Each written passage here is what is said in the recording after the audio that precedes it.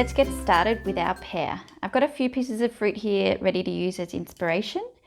I just grabbed them from our fruit bowl, but you can just work from your memory or a picture if you don't have any handy. So I've mixed up my colors ready to go. I've got a green that's kind of a warm green. I've got a brown and I've got a really lovely bright red.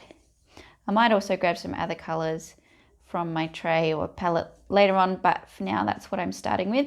So I'm activating my paint, just making sure it's ready to go. I've added some water to activate it and getting plenty of paint on my brush. I'm going to dilute it just a touch by dipping the brush in my water and just dragging the edge of the brush along the side of my water jar.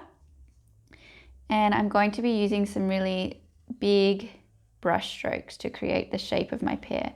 So I'm using some C curves to create the belly or body of the pear. I'm actually using the belly of the brush, so dragging the belly of the brush along the page. I don't have quite enough paint and water on my brush, so I'm adding some more. I'm just creating the shape of the pear kind of organically, just sort of seeing where my hand goes. I'm not trying to create anything perfect. I'm just sort of seeing what happens and using this as just a bit of a reference guide. So I've got the bottom of the pear happening. Now I'm going to add the top.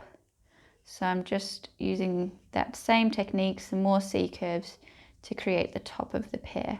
Now I want one side to be a little darker, just to be kind of alluding to shadows. So I'm dabbing in some more paint while the pear is still wet, using our wet in wet technique. I am actually then gonna just sort of drag my brush through the paint.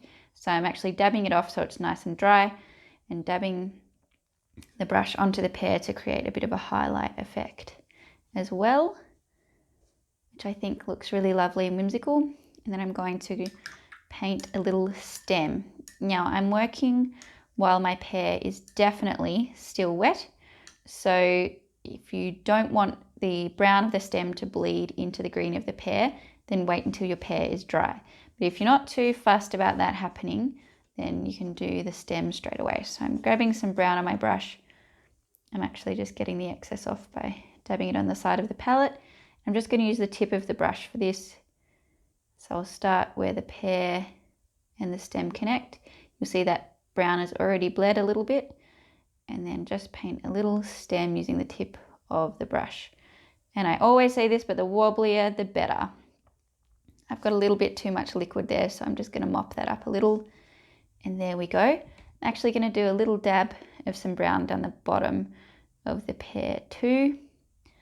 And just for some more variety and interest, I'm just going to do some little random bits of brown throughout the pear. And there we go.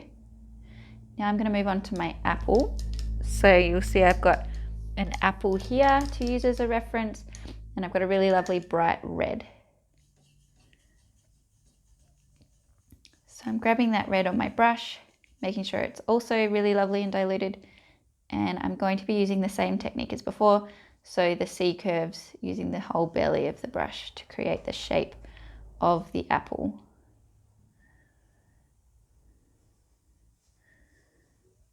So it's a little wider than the pear. And I'm trying to avoid getting too much of like a cartoon apple shape, but I can feel myself tending towards it. And I'm just dabbing in some more of the red down the bottom, again, for that shadowy effect. So putting more concentrated paint where I'd want the shadows to be, and drying off my brush a little bit, and just dragging it along the apple to create a bit of a highlight, which I'm just sort of making up as I go. And then I'm going to do the same thing again with the stem. So I'll grab some brown. I'm actually going to darken it a little with brown from my palette. Just adding that in. Grabbing the paint on my brush, dabbing the brush to get any excess water off. Doing the same thing as before. So I'm actually letting the stem connect with the apple and then painting the stem itself Upon reflection, maybe I should have painted the stem going the opposite direction to the pear, but it really doesn't matter.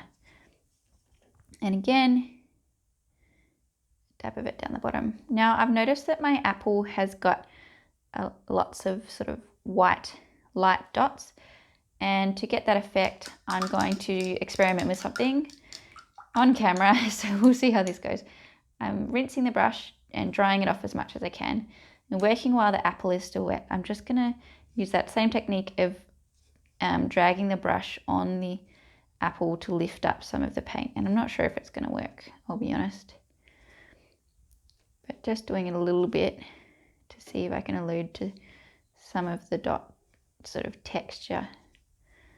Not sure if I would actually recommend doing this upon reflection, but it's fine. I'm just giving it a crack and seeing what happens.